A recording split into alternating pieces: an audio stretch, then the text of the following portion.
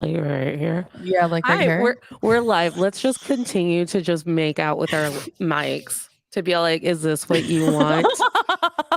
Perverts. Hi, I'm everyone.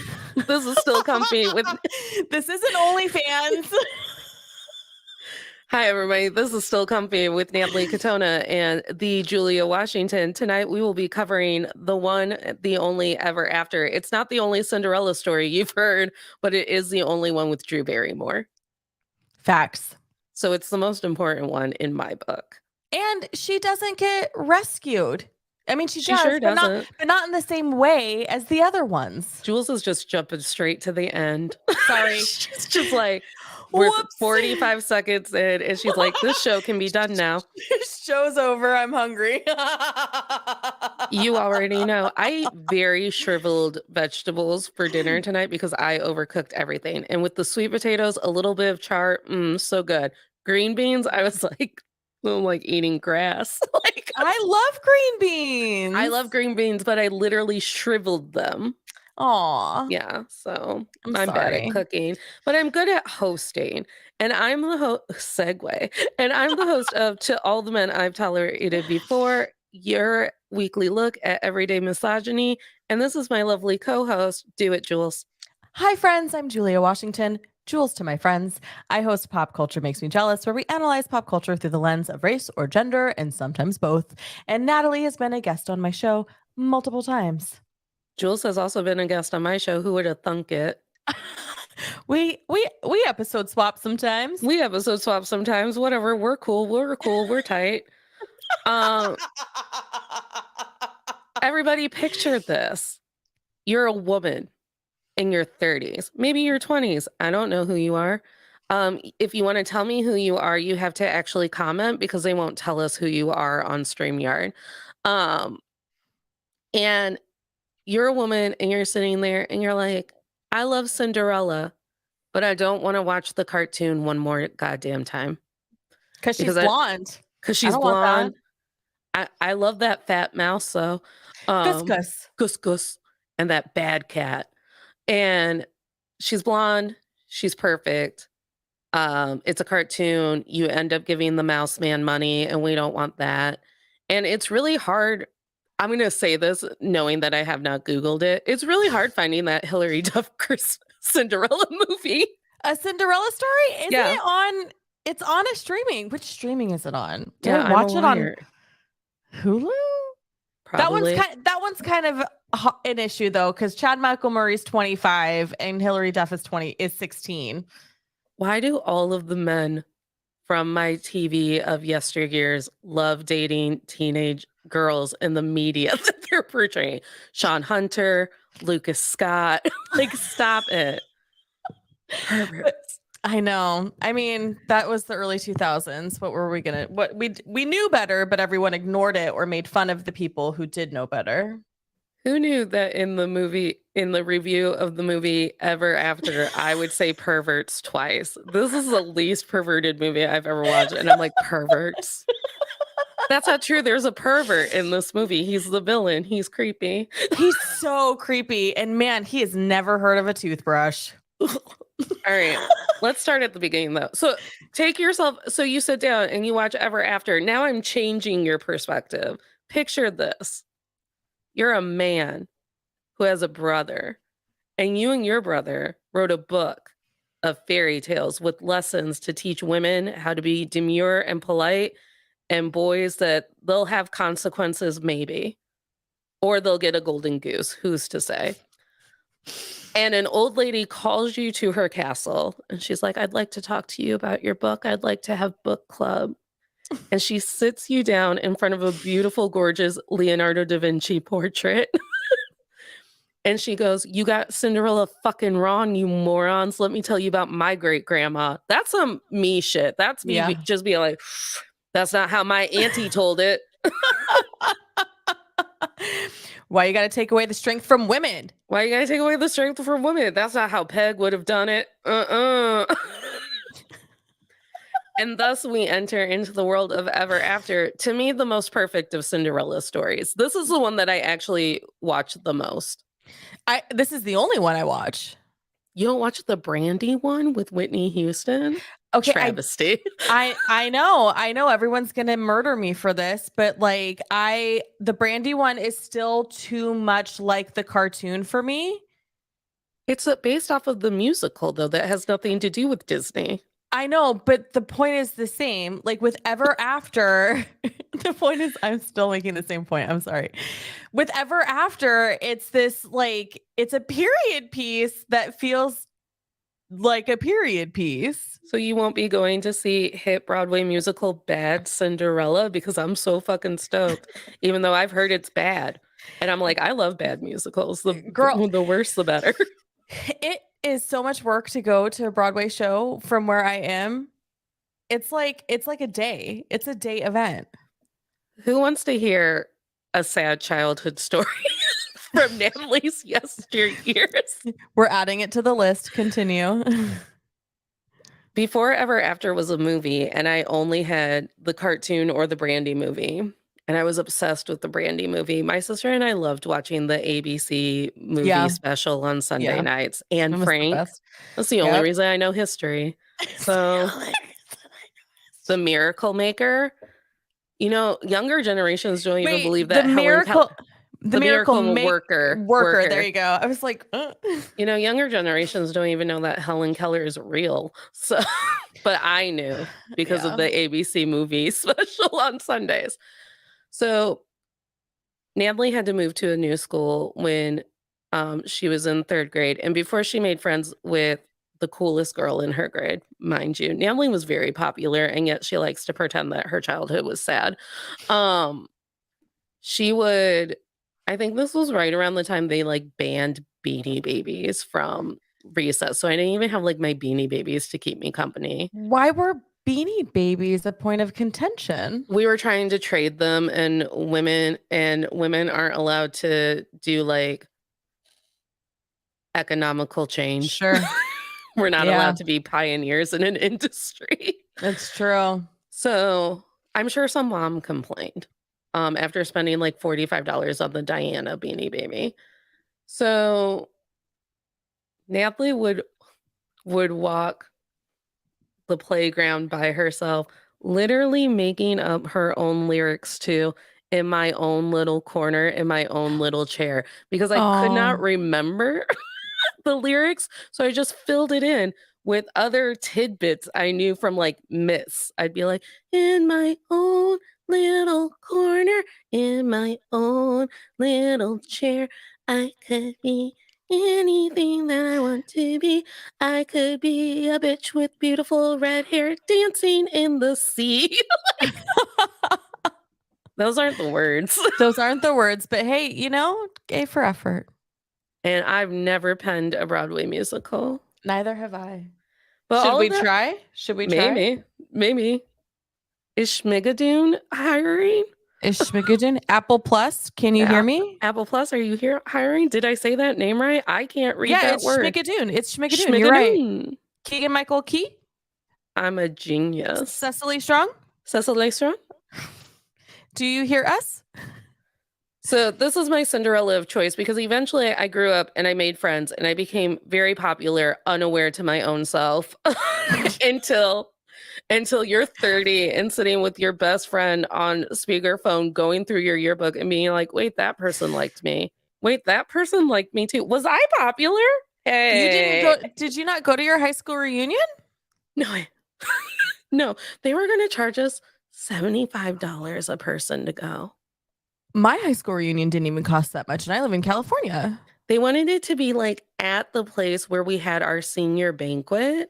It was ridiculous. Stephanie and I wanted to go to Zao Island, which is a golf, like a mini golf and like a go-kart racing place that has an arcade. I was like, Zao Island, what's up? I just wanted to get drunk and stomp on the spider game. Yeah, I get that. Well, that makes me sad that it was so expensive. I'm sorry. $75 for bad chicken. That's not okay. Maybe 20 years. Yeah.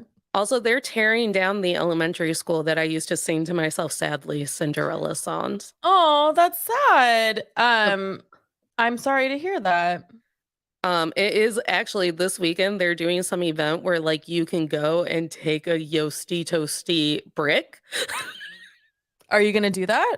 Well, Stephanie and I were going to, and we were going to make a thing. But now I am otherwise engaged. Oh, because So you're so popular. I'm super popular. Super popular. I have no time to go grace my elementary school. So this is your top Cinderella too? Yeah, because one, Drew Barrymore. And Healing a nation. mm-hmm. And two, I think it's because it is sort of like more of a period piece than a fantasy, right? Yeah. Like it's hey, you have this fairy tale, but here's the reality behind it. And I just really loved that. Were you a kid who read a lot? Like, so Beauty and the Beast is like one story, right? And you could read Mm-hmm. one story about Beauty and the Beast, or you could be Natalie and read every retelling of every fairy tale you can get your hand on. Yeah, we did. So I did that. And then I took a children's lit class in college. And so then it was like, oh, the realization of like, I didn't catch all of the retellings, did I? Because there was a handful in there where it's like, I don't remember this ending, but I remember these 4 endings kind of For situation. student teaching, I wrote my entire unit that I had to teach based on retellings of of fairy tales. Oh, interesting. My supervising teacher hated it. I think she hated me. I think You finally found someone who didn't like you. I think I remember Sorry. I think so what had happened was that should have been my number one clue that I wasn't actually suited to spend every day with small children trying to teach them how to function.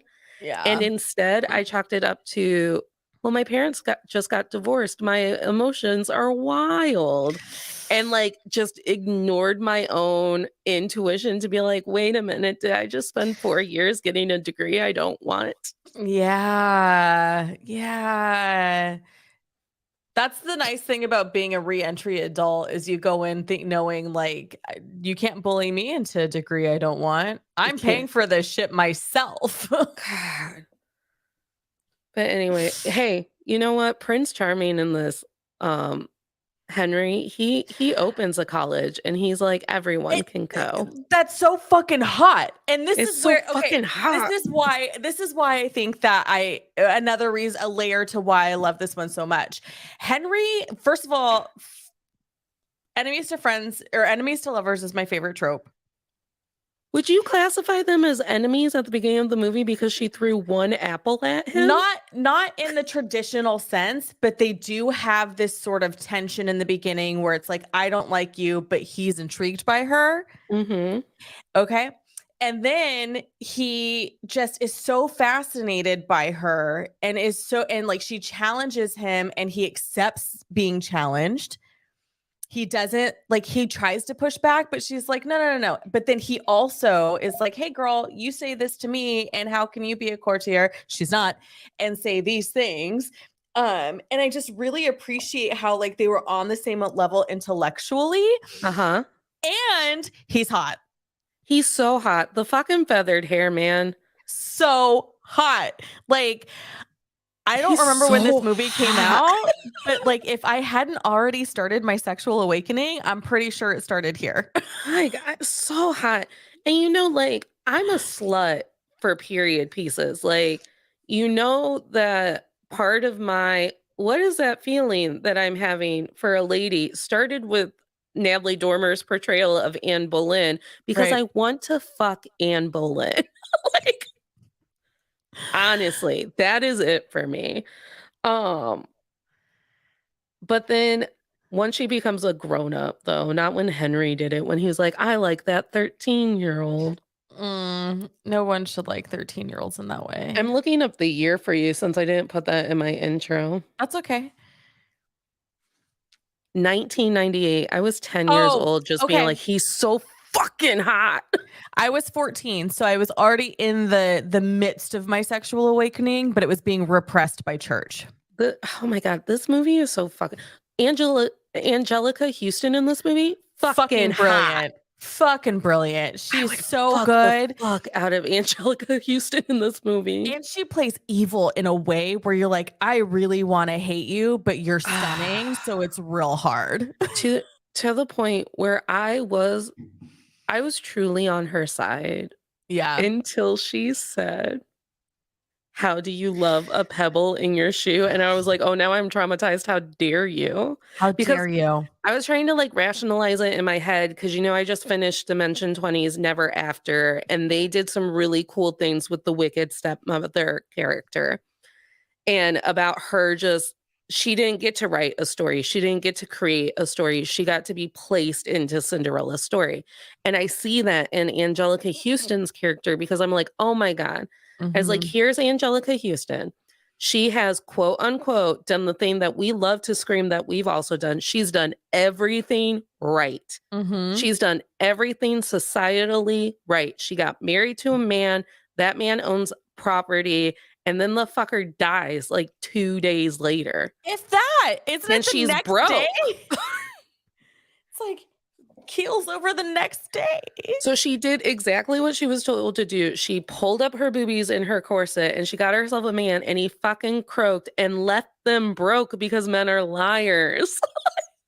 See, and I interpreted it as being broke because he was no longer there to do the business. Sure. Or because he's a liar. I don't know which one it is.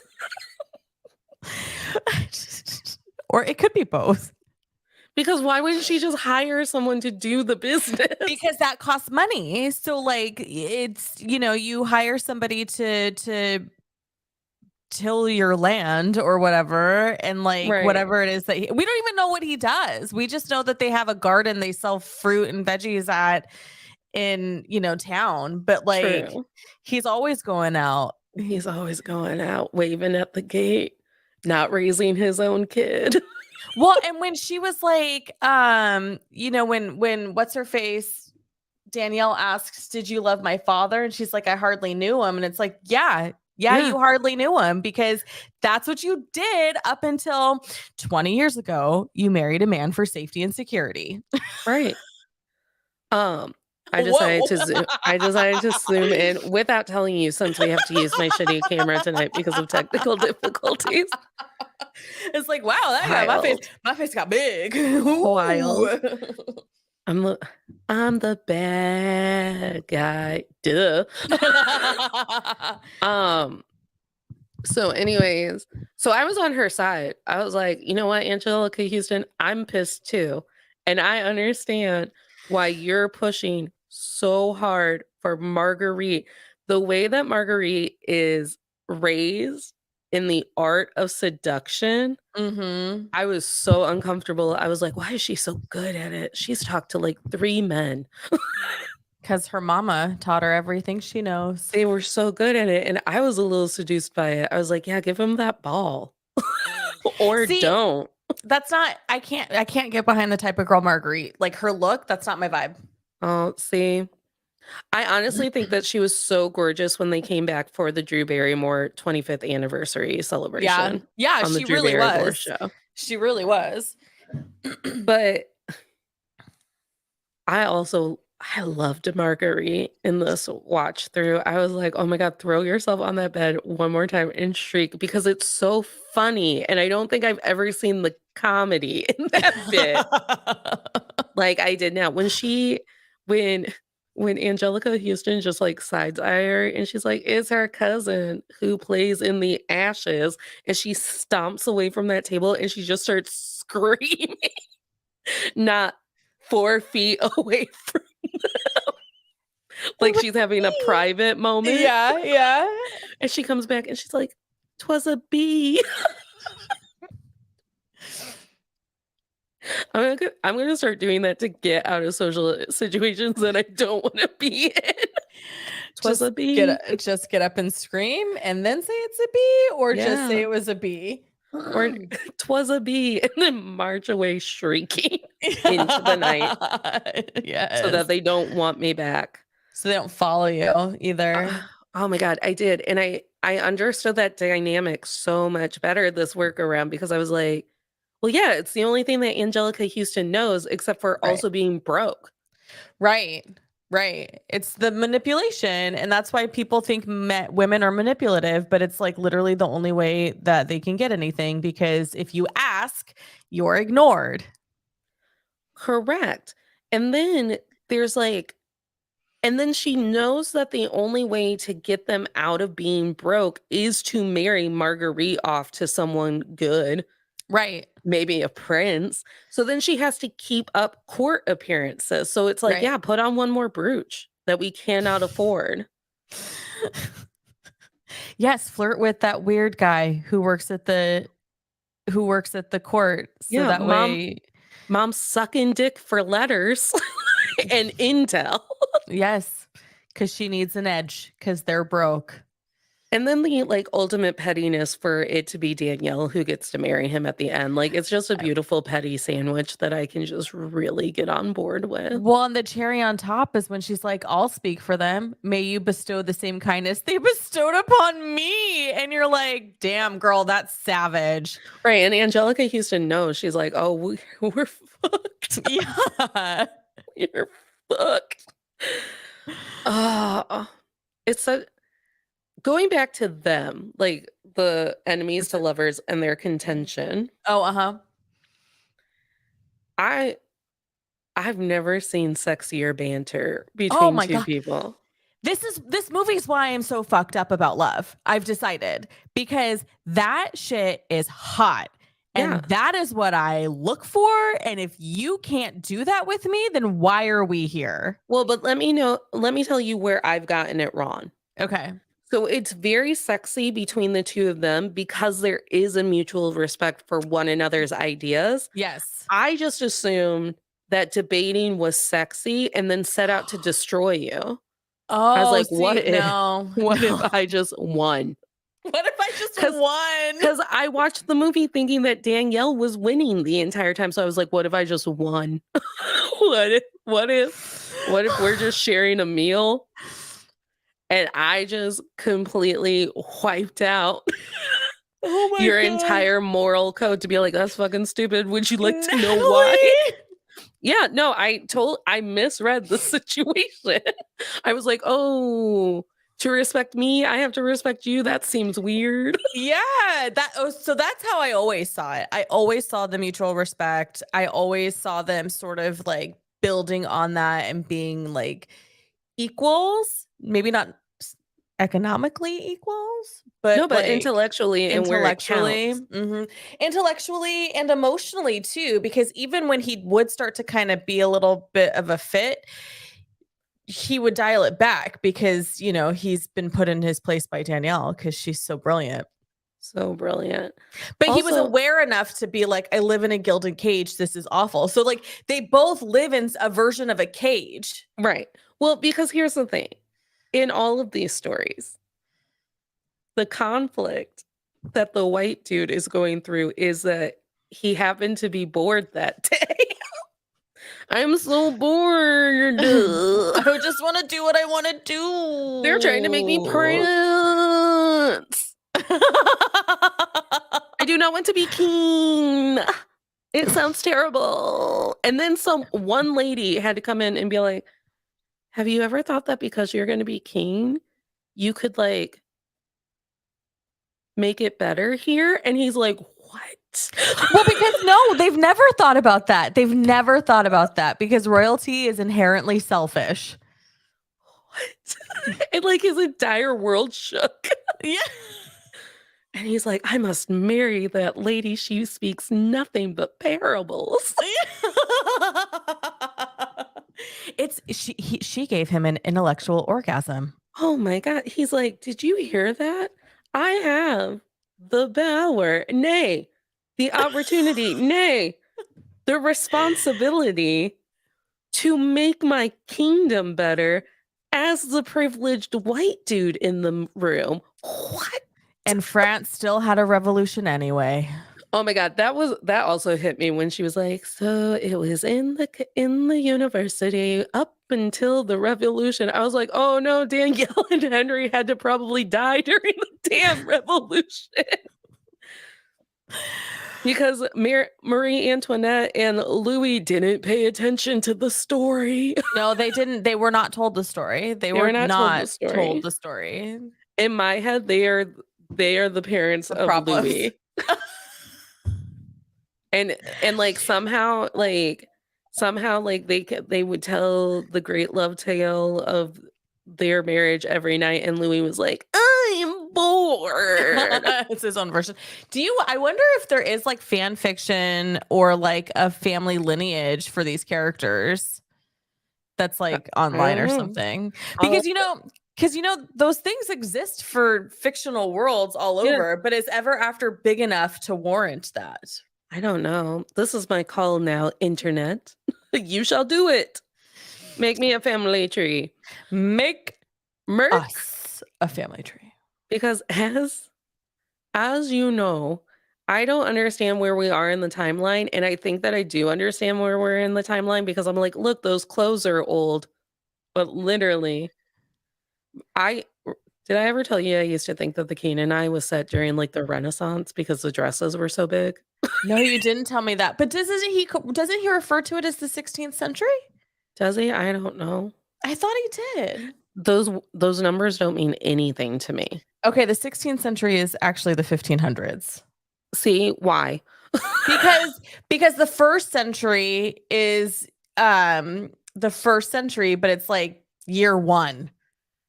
Dumb. Just we're dumb. We did everything wrong, and 2023 has been our punishment for it. What's Da Vinci's first name? Leonardo. After the Ninja Turtle, Julia. Julia the Ninja Turtle, Leonardo. Okay. So this is, so Leonardo da Vinci was alive from 1452 to 1519. Oh, he lived around the same time as Shakespeare. He died, Yeah, they were bros. Well, but they were all bros. Yeah, okay. They were all bros. Name someone else. Emerson, bro. Like Ralph Waldo Emerson? Sure. They're centuries apart, my friend. Who would know? They're bros in their heart. They're and bros in the intellect. And in the intellect. And in the intellect of the energy. So yeah, I missed out on it being a mutual respect thing. And I was like, look, she gets to win every time they talk. Look at how she shreds him. Look at her. And I was like, yeah, she's in charge. She's the boss. She's the boss. She's poor, but she's not letting it stop her. She's gorgeous and she's in charge. And then I was like, and that's how you get the upper hand in all of your relationships. Natalie! I'm not saying it's right. I'm saying it's what happened. Oh my gosh. How does that make you feel all these years later? Julia, am I wrong about misogyny? Was it just that I mistook Ever After and actually they respect us? Do I have to rename the podcast? No, because this is an outlier. Do not forget that. Jules, did I get it wrong? Wait, hold on. How many do I have to start calling exes? And to be like, guess what? It turns out you're not a privileged man. It turns out I'm a shrew. You were right all along. It's me. Hi. I'm the problem. It's me. At tea time. I don't like this timeline for you. I don't want that. Oh my God, did I get it wrong? Oh no. Oh no. This might be more devastating than if I woke up one day and found out I wasn't funny. I woke up today and found out I was like, wait a minute. What if I'm the disrespectful one? I was to say, did you wake up today thinking you weren't funny? Because we have evidence that you are. I'm very funny. Yeah. But you know that I lie to people and I tell them that my greatest fear in life is to never get to read all of the books on my to be read list. That's literally every reader's fear. Is that a lie? Is that a lie for you? It is a lie because that's my second fear. My number one fear is for it to be widespread and known that I am boring. But you're not boring. But I'm not boring, right? So imagine So imagine being okay, but like how every reader's fear is that they'll never finish their TBR, every exuberant, funny person's fear is on the inside, they're boring. Oh my But God. the TBR thing is like a real fear because they publish more books than you can humanly read. So is my insecurity. It's called childhood trauma. Look it up. Oh, with a capital T. With a capital T. We're traumatized. Yeah. What if one day someone looks me in the eye and goes, "You're fucking boring." And then I look around and everyone is looking at me going, "You know what? You are fucking boring. We just never told you." I would tell you. Yeah, I know. I know. My toxic trait is if I can't stand spending time with you because I think you're boring, I tell you. Well, I was really worried that Ever After was going to bore me. Really? I was really worried because, as you know, The Mad Men is boring me. It's Well, yeah, that's for good it's boring. reason. Like It's just Don when Draper sighing and when making this face. when you watch it, when you watch it consecutively on your own, it's one thing. But for us to be talking about it on Still Comfy Tuesday is a completely different thing. Like, girl, why didn't I just pick Daisy Jones and the Six? Why? I don't Like, know. why? I Why am I torturing us with Mad Men? I don't know. I don't know. I don't know either. I ask myself that every Monday night. Tomorrow I gotta talk about the men who are mad, and it's all Jules's fault. But at least it's short. Excuse Yes. me, 13 episodes. We can Yeah. handle that. But I So do wish we had talked about Daisy Jones instead. So I was so worried. I was so worried that I was going to turn on this beautiful movie. And my sister told me, she's like, "Don't worry, it holds up." Nikki and I went through like a whole Cinderella, like they watch movies every Saturday and they did all of the Cinderellas Oh, that were that's cute. available. I want to do that. And she was like, "Don't worry.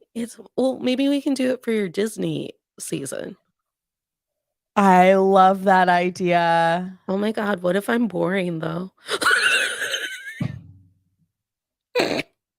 I'm on one today. Who made me feel confident? Good thing Who made me feel confident? Good thing your class is over, I guess. Did you see my text where I was like, I just started giving other people things I thought were funny because I couldn't be stopped. I was like, what if you did this though? Because I get excited for other people. I wasn't trying to be a dick. I was just excited. Collaborative work. Right. I was explaining to someone that writers' rooms work the best because it's really hard to write comedy and not be in a collaborative moment. Well, and I think like I'm really impressed with people who can write comedy alone, but sometimes you need to like you get jumbled in your head and you kind of want to bounce stuff. Right. You know what I mean? Yeah. And it's true. And I think that's true with like other forms of writing as well. Like one of the things that is hard that I kind of am tired of doing is hosting my show by myself because it's like I would love to have a consistent co-host now because there are some angles that I'm sure I'm missing and another person's point of view with a guest would be fun. Oh, so you're saying that it's not even coming full circle with just a guest to balance off of. Sometimes, yeah, because Got I feel like when you have that second person to collab with, it creates which is why I think this show is so great and so much fun because we're consistently hosting together.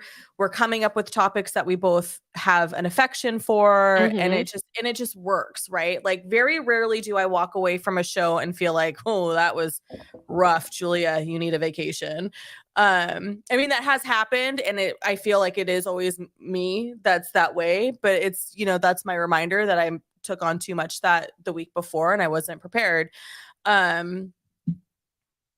Yeah, I don't know. Yeah, I don't know. But even when I did a 24-hour playwriting thing a couple years ago, I think it was 2019.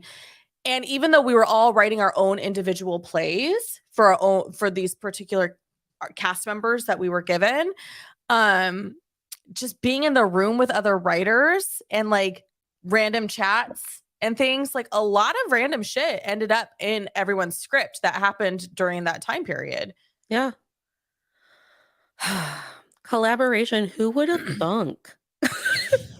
Who would have thunk? Do you know what? Okay, so we talked about how this movie affected our love lives and Mhm. how it gave you unrealistic expectations and it gave me my villain era at 12 years old. That is what I gathered. Is It's that true. not what I you were mean, trying to tell me? listen, where I live, that shit is true. Where I live, that shit is true. That's why I argue with them because they come at me like they're smart. And I'm like, you want to think you're smart? And then I have conversations on dates and they're like, I don't know what you just said. I don't know what any of that means. And I'm like, God. well, you're cute. So let's go make out in the car now. Pay the bill. Let's talk about the egos of men. Literally, like they used to make fun of us for not being able to distinguish Clark Kent and Superman from one another because of the glasses. I was like, motherfuckers, you do it every time you see a woman. You didn't. And this time I did clock it. I was like, okay, it's actually more intelligent than it is in the cartoon because he didn't see her because she Right. was of a lower class. So classism played into it. Right. And then when she was a courtier, she could be seen. Nicolette. Nicole. When she was a courtier. A courtier. Courtier. Do you not enjoy my fake accents? A courtier. Courtier. I feel like my fake accents are just as good as the fake accents in the movie. Oh, those accents, though. They try real hard. And you know, my dumbass idiot brain at 10 was like, that's what people in France sound like. That's what people in the Renaissance sounded like. But yeah, here are these men, and it's like if a woman changes clothes, they're like, that's a completely new person. It's like, but it's like that in everything where they like do that, right? Like there's a Made in Manhattan. She's all that. She's all that. Well, but she's all that. He is a part of the transformation. But in Made in Manhattan, you know, Jennifer Lopez is cleaning his bathroom as he goes in to go pee. Does not see her. Doesn't make the connection 12 hours later when he sees her in this gorgeous suit, you know? It's like the woman's face did not change. Is that the mom from one of the mom from Parent Trap's last role? Yeah. Natasha Richardson. I don't know if it's her last role. But is it one of her last roles? You don't have to look it up. I'm on it. We'll cover it next week when we do Parent Trap. Oh, is that when we're recording? Yeah, that yours is on my Parent channel? Trap. Yeah. Oh my God. Natalie. I told you I was having stress dreams, right? Yeah. We're all having stress dreams, Jules. We live in a capitalistic nightmare. You told me today when I explained to you the plot line of the book I'm reading, Manhunt, and I was like, listen, it's the apocalypse. Everyone who has testosterone in their body, their testosterone turns them into a cannibalistic, carnivorous zombie, drools, boils, all of it. And you're like, is that what's not happening now? I was like, when did a man try to eat you, Jules? I'm having a hard time. You have to update me if men are trying to eat you. I need to form an episode around that. You'll be the first to know. Everyone has to email me if they go completely feral and try to eat us to get rid of us being the problem. Yes. You know what, though? I did spend the weekend celebrating some friends' birthdays, and all of the men in the room were so wonderful and so loving and so thoughtful and just so kind and generous. And just, it was like, what kind of propaganda are you spouting on my channel? This feels personal. It's not propaganda. It was just like, what? Where have you all been? Because these are like newer friends, like I'd say within the last 8 years. Yeah, because I was already living in my apartment I had been living in my apartment for a while, but I lived in my apartment for a while. So, you know what I mean? Like I've known them. And I just thought, gosh, I just don't like, where have you people been? Like, are there more of you? Like, am I just attracting the ones who like want to oppress me? I don't know. Maybe as your confidence grows, you attract people who are on the same confident wavelength as you. I've been told by my witchy woos that that's how it works. Okay, well, I'll believe it. I'll believe it. Uh, as we know, I'm having nothing but problems with the men that I have to look Ugh, at every I day. know you do. So I know you we'll are. just I'm move sorry. on to a man that I do love, and that's Leonardo da Vinci. Oh, I was gonna I say Prince Henry. He's so fucking His hot. name is even Henry. I fucking love that name, He's so Natalie. fucking hot. But Leonardo da Vinci though is such a cute little old man in this Yeah, movie. I was like, how did they not hug him? I don't How know. hey, it did something weird with my Wi-Fi signal. Is everything fine and not glitchy on my end? Yeah, you look okay. Wonderful. I'm like, why are you trying to make me worried about the Wi-Fi? Why? I love Leonardo da Vinci and this movie, Jules. I'm You know ready. how I was super popular? It was literally like against all odds. Like I did nothing to make again, I was the little girl on the playground being like, in my own little corner. Natalie, do you want to play dodgeball? In my own little chair. When I was like when I was like 12, you know how Barnes and Noble puts all of the calendars on sale on like January 4th? Yes. I decided that the best way to decorate my room was through prints that you can. Calendars are the easiest way to get prints. If you want Yeah. to, please rip up a calendar and frame it in your room or put sticky tack on it on your wall like 12-year-old me did. I was like, I am an interior design Designer. goddess. But it was all Leonardo da Vinci sketches because I was like, it's that cute old man from the Ever Aww. After movie. I was obsessed with Da Vinci and the Renaissance as a whole. And Ever After wasn't the spark of that, or was it? No, I'm pretty sure Ever After was the spark of it. Okay. Okay. Because, like, as a kid, you read fairy tales and you know that, like, knights and princesses and princes were a thing. Mm-hmm. But I don't think you really comprehend the Renaissance. Sure. And then I think at least when I was going through like upper elementary school, the Renaissance became one of those like kitschy things you could design a unit around. Yeah. Yeah. Yeah. And they taught you, for one thing, they fucking taught it to me all wrong because they made me believe that like feudalism and the Renaissance happened at the same time. And also, Isn't feudalism what we're entering into now? oh my God, is it? Ah! But also, but then they also made me believe that, hey, if that lady's in a really pretty dress and she's a princess, it's the Renaissance. So then I thought the Romanovs were during the Renaissance. Because I was like, Duchesses, man. Duchesses. Natalie, you are a wildly intelligent woman, but when you share stories like this, I'm always like, how? I am so well read.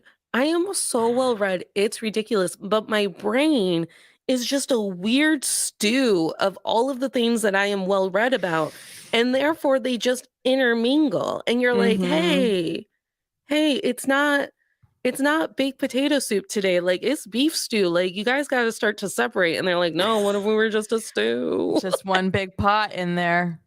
And that's called ADHD, folks. I don't know. I don't know. I am so well read.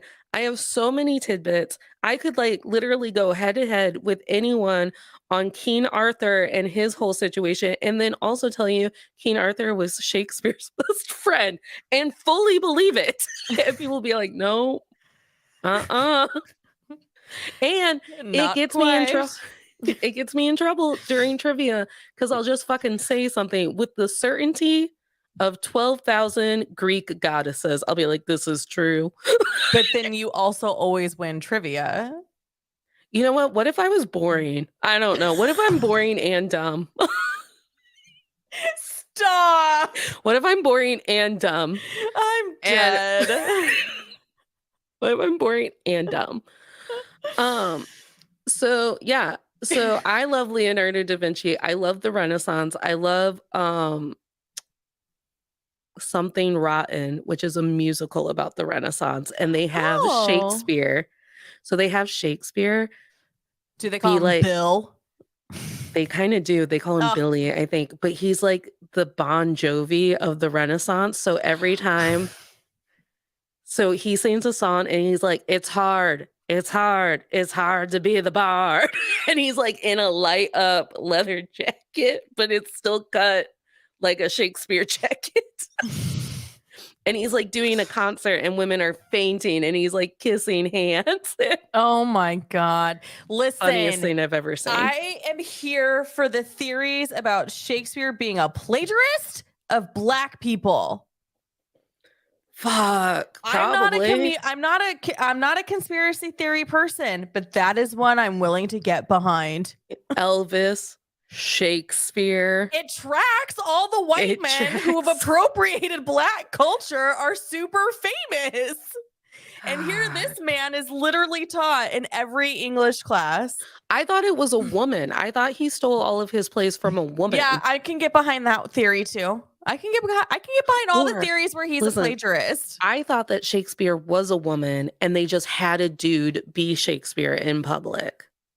I like that kind of. I just hate that he gets all the credit. Is that not the plot of Shakespeare in Love? I'm pretty sure never seen Shakespeare in Love. I fall asleep every time I try to watch Shakespeare in Love. Maybe I'll try again this weekend. I don't know. I tried to watch Shakespeare in Love, but then I was like, I'm going to miss out on half a day of skiing, so I did it. I'm dead. Goop. Goop. Oh my God. It's so fucking funny. Please make that your clip for tonight. I will. I will.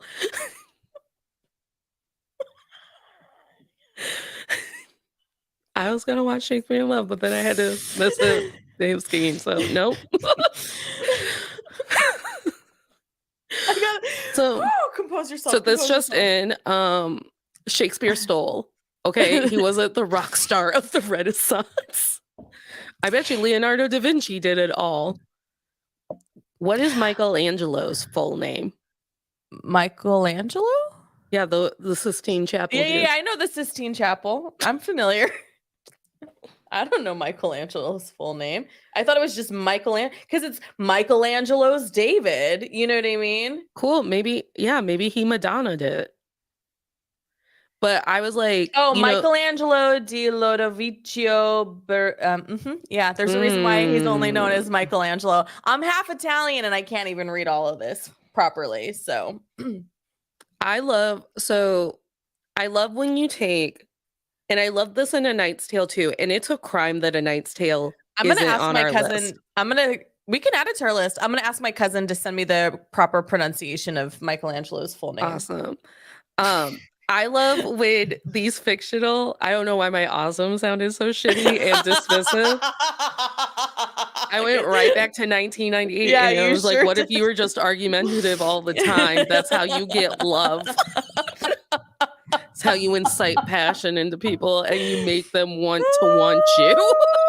Oh my gosh.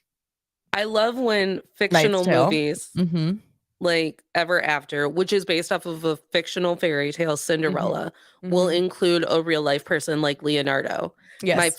My favorite character in A Knight's Tale is Chaucer. And they find him buck ass naked on the road. And I was like, why Chaucer naked? I thought he was a stand-up man.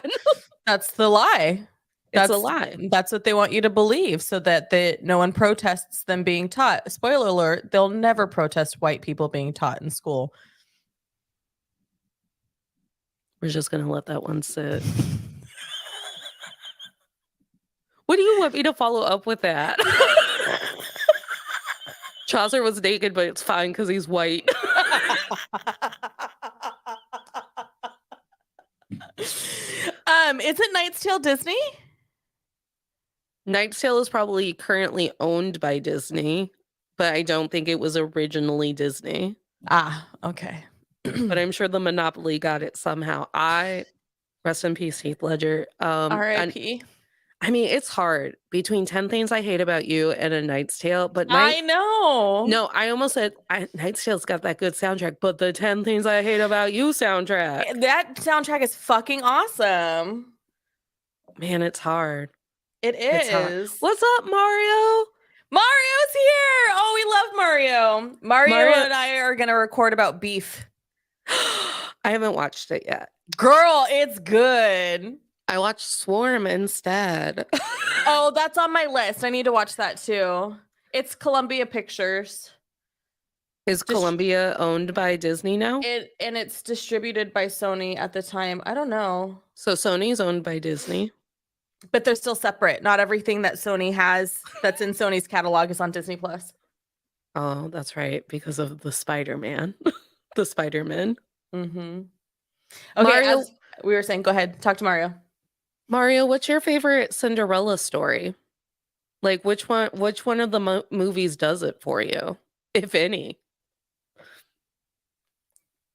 I'm just putting up the compliment. I know Mario's the best. You know, you want to talk about Mario just had a birthday over the weekend. Yes, he did. A Cinderella Story with Jennifer Coolidge is a classic. Jennifer Coolidge is so fucking good in that movie. Jennifer Coolidge is good in everything she's ever done.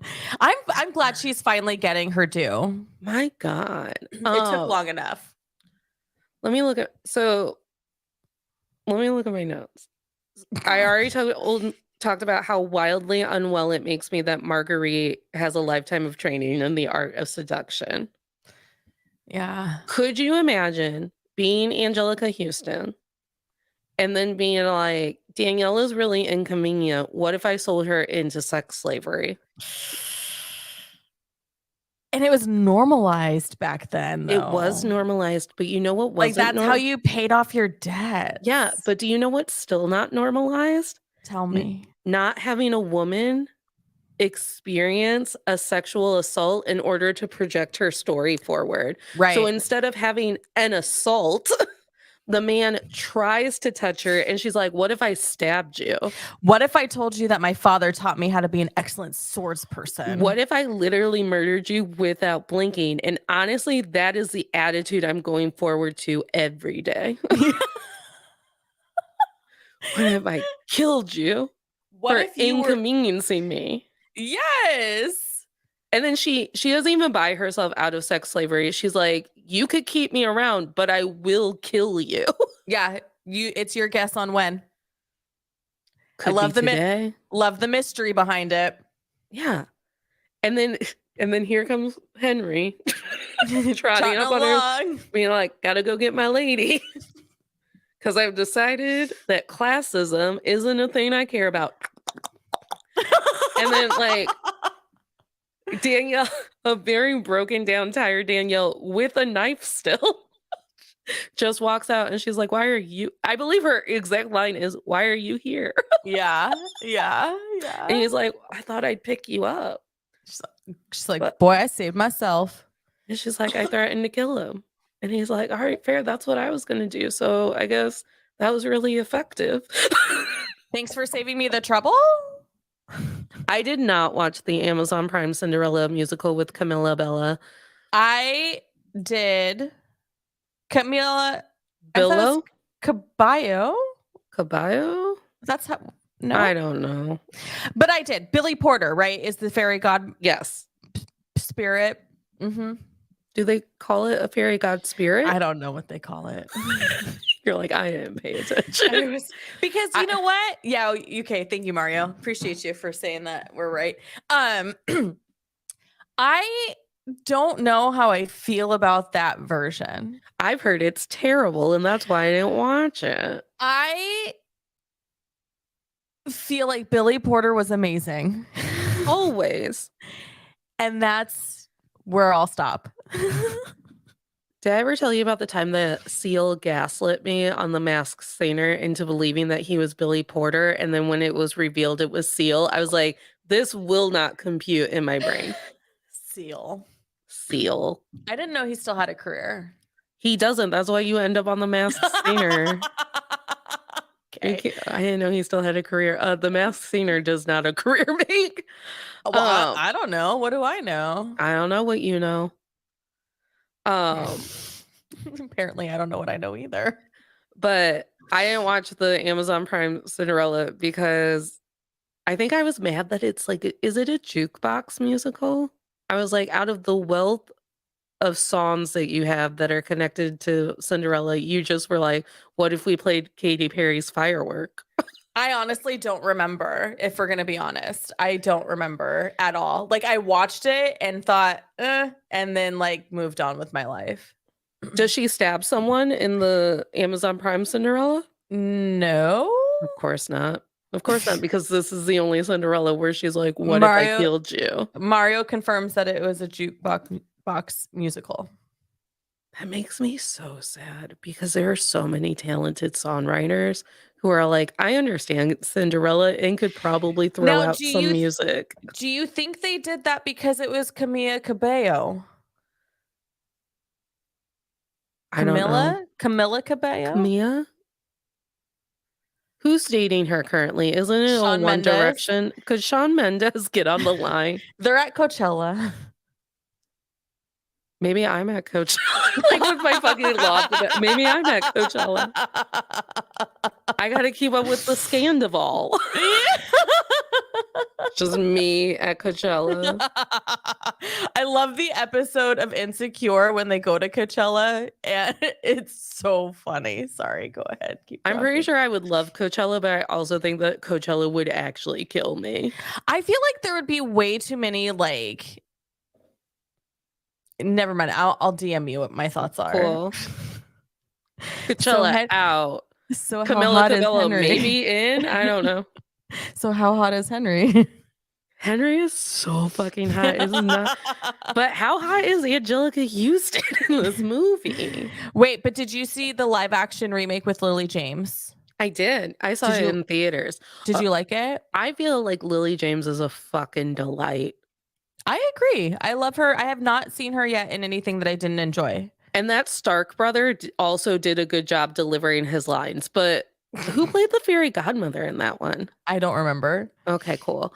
I haven't watched it since I saw it in theaters because I am venomously against the Disney remakes. The fucking live actions. Cinderella was the last one I think that did not piss me off. And was it the first one? No, I don't think it was the first one, was it? It was the first one. I saw a thing that showed all of the, was it maybe Mario shared it, where it showed when all the live actions were released and then the order in which they were released. I get so bad. Mario, if you're still here, were you the one that shared that? It was Helena it was Helena Bonham Helena, Carter. yeah. Yeah, she's so good. Yeah, she's so talented. So the Beauty and the Beast remake didn't piss me off when I was in the theater, but I remember just like sitting days after and going, wait, did they do a shitty job with Beauty and the Beast? Did Emma Watson just get hired on clout and could not in fact sing her songs? Why would we ever have a Mrs. Potts that is not Angela Lansbury? I don't understand why you would have a Mrs. Potts that's not Angela Lansbury. Like that does not, like she's the best Mrs. Potts ever. Like what are we doing? R.I.P. Angela. I saw the clips on YouTube. Yeah, we watched the clips. I mean, I think it's very funny to watch Dan. I know his name is Dan. I can't remember. Stevenson. I think it's very funny to watch him walk on the Beast stilts. That's my favorite part, is when you see behind the scenes of him on the Beast stilts. Hey, let's talk about Josh Groban and that monstrosity they put him in for the Beauty and the Beast concert. That was the one unneeded. That they did with her. Oh my god, the gal's name is escaping me. Is her name not Her? I thought it was literally Her. It is her. It is her. Yes, it is her. Oh my god. I was like, I think Her is my opener for the Eras tour. Stop. I love that. Maybe I'm a liar. Maybe she's not even on the lineup. I don't know. I don't know who's on the lineup for the Eras tour. As you know, purchasing tickets was way too complicated for me, so I didn't even try. You did not even try. I did not even try. I was like, you did this on purpose to make this type of not want to do it. This type of neurodivergent not want to do it. I'm looking on Ticketmaster like it's going to tell me. It's not going to tell me shit. Fuck you, Ticketmaster. You know what, Ticketmaster? You might think, oh, I'm off the hook because Netflix also fucked it up live for 1 million people yesterday. But don't think that I won't remember the literal tears, screaming, crying, perfect storm, all on Jules's voice memos on DMs. Of me just stomping around my house, being like, I don't think I'm gonna get a see Taylor Swift. I don't need to make the friendship bracelets. I would love to see Taylor Swift. I'm very annoyed at how hard it was because I can't function when it gets that complicated. You can watch all of it. I don't want TikTok. I don't want to watch it on TikTok. I want to see it in IRL. Look, Ticketmaster didn't tell me anything because they know I talk shit. I would like to open for Taylor Swift. What would you sing? Well, no, you have to know you're opening for Taylor Swift, the biggest artist of our lifetime, and you're just like, I'll open. I'll sing. I'll sing only whole songs. Oh, it's Girl in Red is our opening act. But I keep going. It's her. I don't even think hers in the lineup. I'm just mad that I don't get to see the Ham sisters because that's who I wanted to see. Yeah. Whatever, I'm going to the Eras tour, so it's fine. I'll get confetti. But yeah, screaming, crying, perfect storm. Also me during the Love is Blind reunion last night. I'm like, that why? was a shit show. That was Fuck such you, a Nick shit Lachey. show. Fuck you, Nick Lachey. I know you sat in some room and you were like, oh, we do live. And then you didn't let anyone ask questions. And then you know what? I need to be on Titter. I need to be on Twitter more often because I didn't realize how many people agreed with me about how Lauren and Cameron need to take over as hosting. Honestly.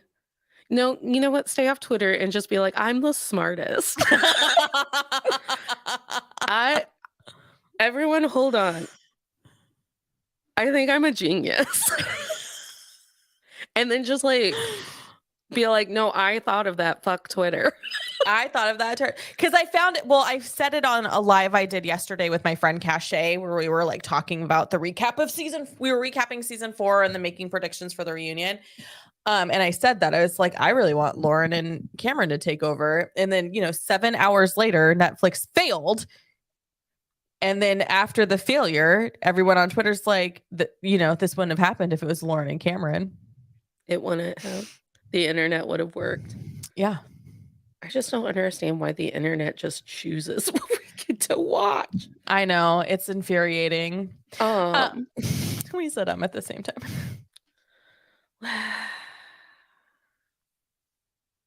What you got for me? Oh. Did we hit all your notes? This is one of my Is it about the sister? No, it's about the Spanish bride. Oh my God, the shrieking crying. She's just I was like, that's a metaphor for marriage. If I ever saw one, just a woman shriek crying down an aisle, being like, but in Spanish. And then I love that the love of her life is like this balding older dude. So cute. He's like short and just like, I don't know. And it kicked me all the way back to, remember when Haley married Nathan and the very next day she's like, I don't want your CDs to touch my CDs because your music is just shit. I was like, marriage. That's why I've never done it. I've never done it. Why? Because of the Spanish bride walking down during Ever After and Haley James just weeping that she's gonna have to look at Nate's boy things. And I was like, I don't want to look at boy things in my home. I never did marriage because, well, I can't say that actually live on television because it's cruel. It's too cruel for TV. It's too cruel for TV? Mm-hmm. Wow. Yeah. Even though we're on my channel? Yeah. Okay. I'll tell you in the DMs. All right. Cool. I'll write it into a sketch and you'll just be like, damn it, Natalie. Better you than me. I can't do that kind of comedy until certain people die. I'm just choosing to go to hell. Yeah. Just choosing the hard road. We could do this the easy way, or we could do this the hard way. Oh my God, who just said that? I don't know, but can we talk about how they were so cruel to the sister? Oh, Jacqueline. Yes, the the fat sweet, shaming. the sweet, lovely, loving, knows Jacqueline. that they're in the wrong, but has no power because her mother and sister are just downright cruel to her. So what I wanted to actually break down is what makes the ugly stepsisters ugly. Because for Marguerite, she's a very beautiful, hot to trot sex symbol, but her attitude makes her so ugly. Yeah. And then it's like, so I guess for Jacqueline, it's just that she's heavier, Which is just mean. which is just mean. And I love this actress and I love Yellow Jackets, and I'm not going to remember her name. Melanie Melanie Leninsky. married to the Jason Ritter. I think that's how you say the last name. She's beautiful and she's always been gorgeous, and she's always had a face that like literally just emits joy from your body. Yes. And they're so mean to her because she likes to eat. Linsky. Yeah. She is the best in Yellow Jackets, and I still haven't watched The Last of Us. I haven't watched The Last of Us either. I'm actually going to wait until the summer when it's not dark, when it's like dark at 10. Got it. But then I thought, I was like, okay, but break it down further and into what you want it to be. And it's like, sometimes women have to be compliant and complacent to the things that are going on around them. We do it in relationships, we do it in friendships, we do it in family structure, and we end up just signing on to ugly things happening around us. It's our own survival, really, because I struggle with this idea that whenever women witness any sort of form of cruelty or meanness, that they need to immediately speak up right away, because that's such a generalization that can't always be true for everyone, because you don't know their situation, you don't know their socioeconomic status, you don't know how the standing up is going to affect their lives. So this idea that we should all be vigilantes, while that's great in theory, but if I've got kids to feed and a house to be worried about paying for, I might actually just kind of be like, what else can I do to support the cause? Because I can't risk losing this job. Right. You know how I'm always floored that people on the internet are unhappy? Yeah. So I've been watching a lot of Eras stuff, and people are talking about how Taylor Swift is so supportive of the gay community, the LGBTQ. She is an ally, maybe more. We don't know. But so of course, someone has to comment, well, then why isn't she opening her mouth during her tour about these damn bans happening in Tennessee? Because she's performing in Tennessee coming up. And she's currently in the vicinity. And because I think she was in Tulsa this past weekend. Why am I stalking her? But anyways, and someone said, well, because she's on a national tour where every weekend millions of people know where she will be. So it takes one sicko to get mad at what Taylor Swift says to ruin thousands of people's day. Yeah. It's not safe for her to, and I was like, what a concept, that it's not actually safe for her to just open up the Eras tour with "fuck you, DeSantis." Oh, she was in Florida this weekend. That's why people were like, why isn't she saying anything? Right. She played Calm Down, and she said the line doesn't make anybody less gay. So she did it. That was her resistance. And that needs to be okay. So the people who aren't okay with even the smallest actions of resistance, there are people who will take big actions, and there are people who are more comfortable taking small actions. And sure, get out of your comfort zone to do things. But at the same time, if getting out of your comfort zone puts your life at risk in a way, that means that that there's a ripple effect. Like for me, if I put myself at risk, that's going to end in my demise. What does that do for my child? What does it do for my cat? Or let me do it. Because it's Mhm. like, not that there are no stakes for my life. Like, let me just do it. I'll get murdered.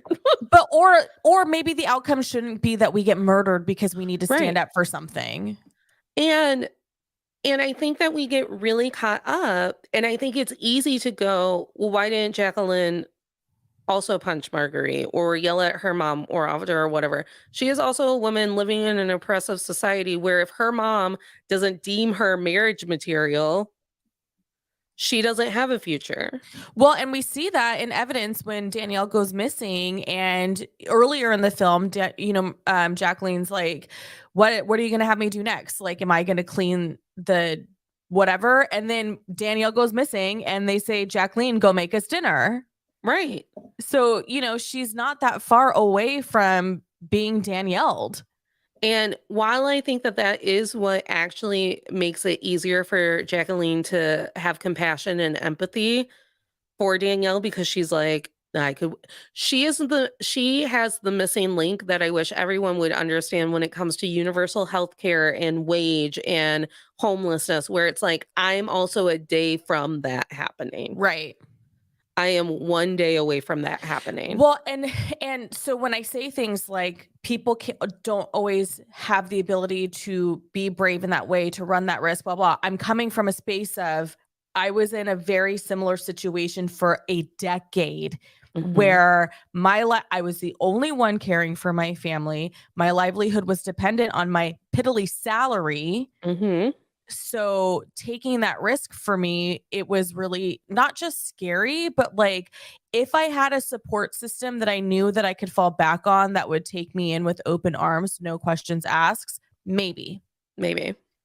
But I had to weigh what was better for and I hate that. I hate that I have to always consider what's better for my family than the greater good for the community. Our society is structured that way on purpose. Right. Purposeful, man. It's my word. Like, they do it because they know that that's what keeps us small. So you don't know this because it was while you were taking care of Joe. I think Joe was having a moment last week during the Mm. live. So while we were just filling time for you Oh, to that tell, lady came to oh my yeah, the door. lady came to your door. There was a lady at your door. But anyways, um so on an episode that hasn't been released yet, but I've recorded recently, Ellen Moore from The Slut Show and I got to joking back and forth, and I was like, dumping your man, that is a part of the resistance, and it is part of the revolution, and if you dump your man because of anything I've said content-wise, I will send you a friendship bracelet because I got all these fucking beads anyways. Yeah, and I think that you're absolutely right about that. And to non sequitur real quick about that situation. My dad has been reporting our tree for years and nothing, nothing, nothing. Nothing. A nosy, Nothing. Maybe let a nosy white lady reports it, and they respond immediately. Oh man, maybe Arnold Schwarzenegger should have just came and did it himself. Did you see or Arnold Schwarzenegger filling his own pothole that turned out to not be a pothole? No, I actively avoid paying attention to him online because, as you know, he's Chris Pratt's father-in-law.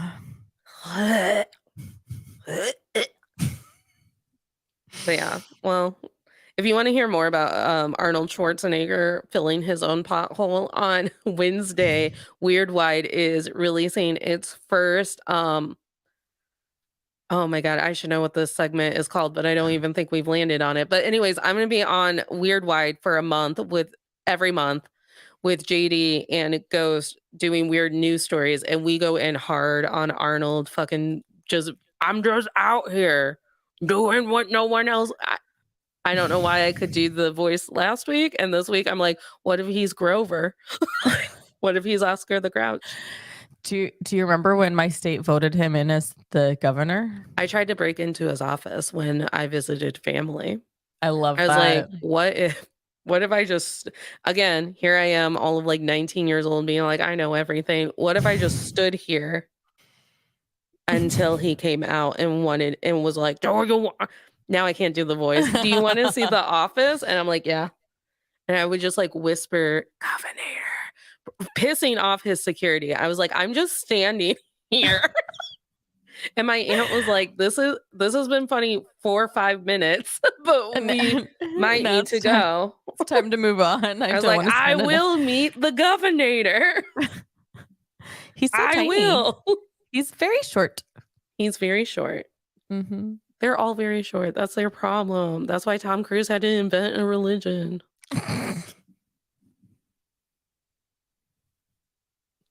Where's Shelby? Where's Shelly? Where did I get Shelby? Where's Shelly? I don't know. Tom, could someone get Tom Cruise on the line? No, Leah Remini? I don't want to talk Where's to Shelly? Tom Cruise. I don't want to talk to Tom Cruise. I can't. Yeah. So the stepsister that they hate, it makes me sad that her quote ugly piece is just being a little, I don't know, not as skinny. I wouldn't as even her classify sister. it as overweight. I wouldn't either. I love that TikTok series of like, why did we have body dysmorphia? Maybe it's because we were told that this was fat. And it's like literally just a person. It's like Bridget Jones because she was like, looks like a normal person in the movie. And what really bothers me about that adaptation is that in the book, it's satire. Her weight obsession, Helen Fielding has satirized it, and it's actually really fucking funny. But in the movie, they took it literally. I don't know what to tell you. To tell you. I feel like Melanie Lynskey could have been in every movie I could have ever wanted to watch. And I would have been so happy because she's so funny. But she's also killing it in Yellow Jackets by being spooky and a little off kilter and unhinged. And I'm like, ooh, why is this so hot? I love that. Maybe Yellow Jackets will be one of the ones that I watch when it's like done. She is literally a nightmare dressed as a daydream. And as you know, Taylor Swift wrote, guys, do you know this? Hey, everybody, listen up. Taylor Swift wrote Blank Space for the woman I would become. We've never met, but she literally wrote it for me. I love that. And Melanie Lynskey. Yeah. I love that she's married to Jason Ritter. He's so fucking cute. They're so cute together. So fucking cute. You know who's in the season of Yellow Jackets? One Elijah Wood. Why? Stop! He gets to play opposite of Christina Ricci the entire time. I love that. It's so fucking cute. I'm like, kiss. But what I'm hearing is this show is for millennials. Yes. Mm-hmm. Yes. Okay. To ease yourself into Yellow Jackets, what you could start with is Class of 2007, which is the year I graduated high school. I have that in my queue. It's so good. I binged it all this weekend. I'm hoping it gets a second season. But as we know, we don't like giving female ensemble shows second seasons. So Amazon. I might have to start a protest. Yeah. I'll sign that petition. Thank you. It was super good. It was super funny. I don't know if you ever watched Rain, which is another beautiful period piece that was shitty. Yeah, on Netflix, right? Well, yeah, it was a WB show, but it also played on Netflix. Okay. Netflix acquired it. I think it's still on Netflix. Anyway, Adeline Kane, who played Queen Mary of Scots, is on Grey's Anatomy now, which is why I'm watching. Oh, I love that. Kenna, who only got to the beautiful woman who was only on season 1 of Rain, because I think she went back to Australia, the nerve and the gall. She's in Class of 2007. And I'm like, you're so fucking beautiful and you're so fucking good. So I love that. It's well worth the watch. Do you have any more note items about Ever After? Or are we just ready to say that it's a beautiful movie that we will be comfortable with until the end of our days? That was it. The sister thing was the one that really bothered me. I was like, I'm going to lean on Natalie for everything else because I knew you were going to have a lot. And we like a lot of your notes cross over onto my notes too. Henry truly doesn't piss me off in this movie. Even when he's like, I'm just bored, he immediately gets over it. Yeah, exactly. He's like, what the fuck do I have to be bored about, right? And even when he tries to like defend her, he's not arrogant about it when the travelers show up, right? Like he's like, I've got you, my lady, and then she handles herself, and he's like impressed by it, right? Like, and then she carries him. That's the best. And then the traveler is like, we will not murder you because you are so endearing. And I was like, that is how you get through life. You Yes. just do the unthinkable. And then people are like, we will not kill you. Here, have a job. Or a horse. Correct. Or a horse and a dress, and we'll give you your dress back. And No, then the also traveler maybe part is and my then favorite also, part. yeah, me too. And then also, you know what? Hang out with us for this bonfire. Right. Your family now. Your family now. When you're here, your family. Your family. When you've carried him here, your family. Fucking love it. But no, so your comfort level is, of course, we still love this movie. It's anything you could ever want. The woman is the hero. The woman is the hero. The ugly stepsisters have depth, and you understand why they're making the choices they make. Mm-hmm. Angelica Houston, I also think, just gives a little bit more to the wicked stepmother than we've ever had before, where she's like, no, life fucked me. Right. And you are a reminder of how life fucked me. Yes, they're not tropes. They're fleshed out characters that you can have empathy for. Leonardo da Vinci is still in it in his little boat shoes. I love that. And a kite that she just let fly away. I was like, know. bitch. I know. And I love her best friend. Oh, Gustav. She can still whip him. She can still whip him. I love the other servants in the house. They have, they have that family orientation with her. They feel very like auntie vibe and uncle. And it's just a beautiful story. And I love the moment that she gets her way and she is able to buy Maurice and get him back. Mm-hmm. And she tells him, you stood up for him because that's what I wanted. But you didn't even look at the entire other cage full of humans that your family is selling to the Americas. And then he was like, I guess I didn't see them. Right. And then actually takes action to do better in the future. Like, what more could a girl want? The unrealistic expectations that we were handed. This movie is why I'm fucked up about love. I'll find my Henry. Hot. I'm so convinced I'll find my Henry one day. Because as you know, the bar is for Jules. Can he read? To read? And not can he read, but like, does he? Like, because I've been told that so many people can read, and I'm like, but can they? Yeah, so Jules's bar is, does he read? And Henry does. And he opens a school. That's so hot. And as we know, I love fucking feathered hair on men. I do not know why. Why do I want every man to look like a beach boy? I don't know. Should we have a time travel to the 70s? I think it's just because I want to date women. I think that's what it is. I like hair. I love it. So yeah, my comfort level, top notch. This is 10 out of 10. Fine holiday fun, perfect film. 20 years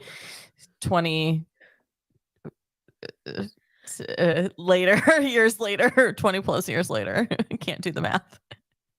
25 years later.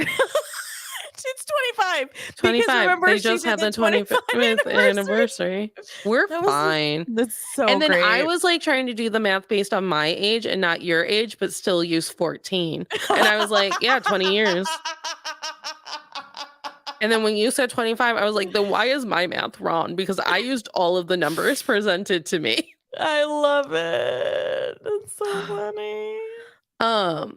I fully expect that in 2 weeks when we do the Parent Trap, it is the same conversation. What has David Spade ever done wrong except for maybe Great Balls of Fire, which I will make us watch. David Spade? Not David Spade, David Quaid. Dennis Quaid. Dennis Quaid. I got it. You know, he played the county fair the year I worked at the county fair. Doing what? His music? Yeah, with his band. You know, one time Kevin Bacon and his brother and their band, the Bacon Brothers, were at my outdoor mall. And it was before I was cool enough to do things by myself. And all of my friends have crowd anxiety, which I guess I should be empathetic to, but I literally don't understand. Yeah. Why would you not want to go meet Kevin Bacon because other people might be there? Whatever. I love Kevin Bacon. I'm so upset that I didn't go because Oh, I was friend. like elbow deep into watching that show The Following where he's solving crimes. Yeah. And he was so hot in The Following. I was like, I want to see Kevin Bacon play a guitar. Yeah. I didn't. He Dennis Quaid adopted a guinea pig while he was here. Dennis Quaid, you stop that. Adopted a guinea pig. I bet you if we got Lindsay Lohan on the phone right now, she would be like, Dennis Quaid never said anything weird to me. And can we say that about every man who worked with a teenager on a movie set? No, we sure No, can't. we sure can't. Because Sean Hunter fell in love with his teenage stepdaughter and then asked her mom to marry him.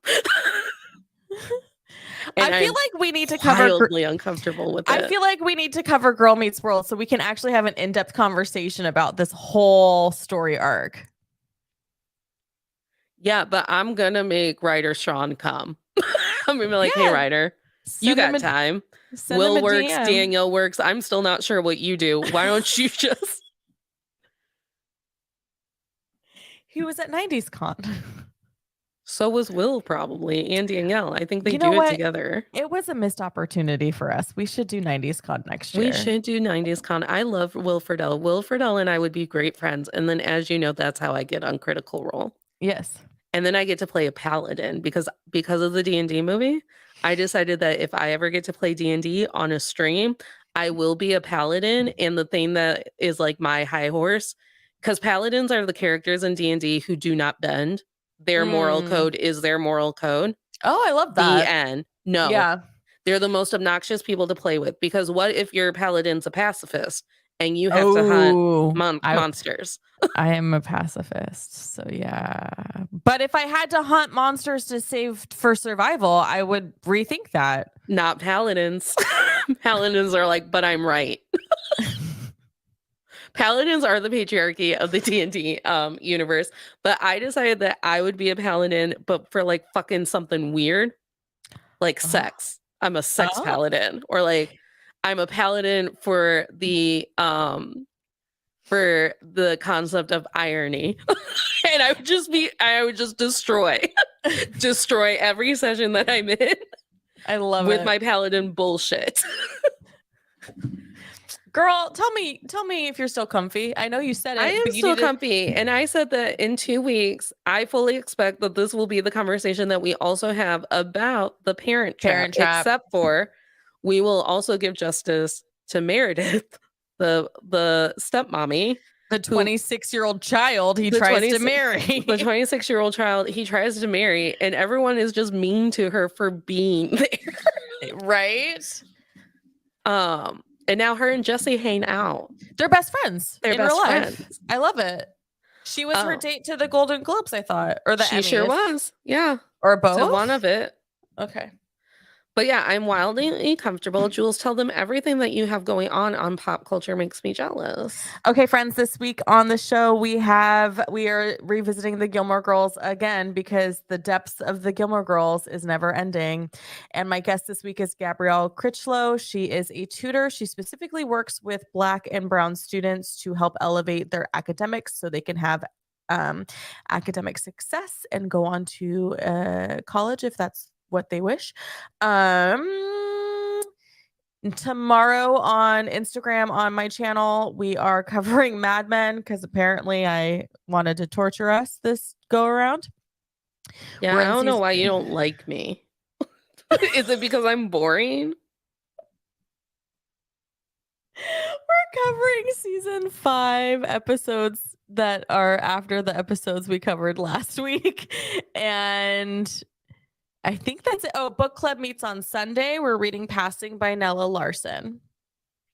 All right. And my email people tried to charge my credit card and it didn't go through, so now I have to figure that out. What? Okay, so for book club, we usually do book to screen adaptations. Yes. What is the book to screen adaptation for Passing? Passing. On what? Netflix. I've never heard of this. My algorithm has done me wrong. It came out in November of 21, I want to say. All right. Well, this week on To All the Men I've Tolerated Before, we have my good friend from a former job, Deanna Goley, is going to be on, and you get an in-depth look. And every time Deanna and I go to brunch, lunch, or anything in between and go, I wish a motherfucker would. And we're just gonna go in to all of the ways that we have been bred, tried and true with our try me attitude. Because that's where we are in life. We're just like, Love I wish it. she would. I love it. I wish a motherfucker would. And we're just out in these streets watching women having to interact with men going, I wish a motherfucker would. Mm-hmm. Because I would love to rip out someone's throat because they said something ignorant to me, but I don't give off those vibes. But I have to watch other people be said ignorant things to. And I'm like, what if I ripped out their throat? Where's my Danielle knife? And sword. And last week Women in STEM? Yes. With Paige. Last week was Women in STEM. Next week is the last Thursday of the month. So it's our Patreon teaser. And it's JD Ross because of Weird Wide. Yay! Yeah. From Weird Wide. From Weird Wide because of the news segment that I'm going to be on. And that comes out on Wednesday. So everybody, we'll see you tomorrow on Madison Avenue with Tom Draper. Leering at a teenage girl with Pete Campbell. You're never going to let me pick a topic again, are you? Huh? You're never going to let me pick a topic again, are you? I mean, I did after A League of Their Own. There was another one. What else did you make me try to care about? Sandlot was more enjoyable than I thought. Because it's a great movie. Oh, A Time Traveler's Wife. What started this all? Yeah, that's actually both our faults because we both of our faults. Yeah. We were like, this will be great. I loved that book. It was my favorite book, and now I gotta pick a favorite book. So we'll see you tomorrow on Madison Ave with the Don Draper and his stupid big schlong.